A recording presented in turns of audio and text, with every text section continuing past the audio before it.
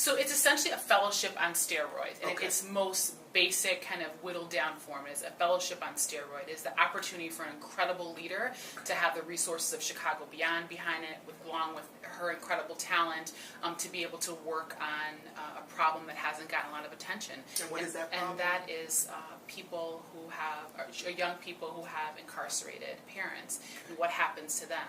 We know that 1 in 9 African Americans is incarcerated versus 1 in 17 of their white counterparts. We know that, just my own experience at Finger, a lot of my students had parents who were incarcerated.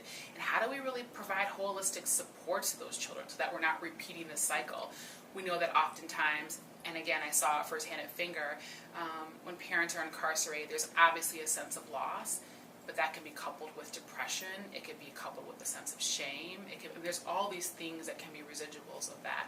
And so how do we really address that? And that's where Nneka comes in.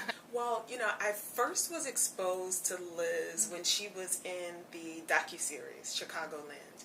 And I remember watching it and just thinking how incredibly passionate she was and how committed she was to the youth that she was, facilitating services for at Finger. And then a few years after that, I had the opportunity to meet her in person.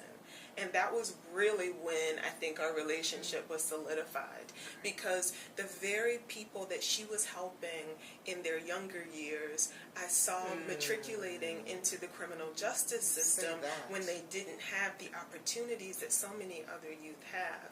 And so the opportunity arose where I could partner with Liz and Chicago Beyond to really take her experiences at Finger and my experiences at the jail and just create more opportunity where we can interrupt those different cycles. And like Liz said, a primary focus is on children that have incarcerated parents. And that comes from my personal experiences as well as what I saw day in and day out at that jail.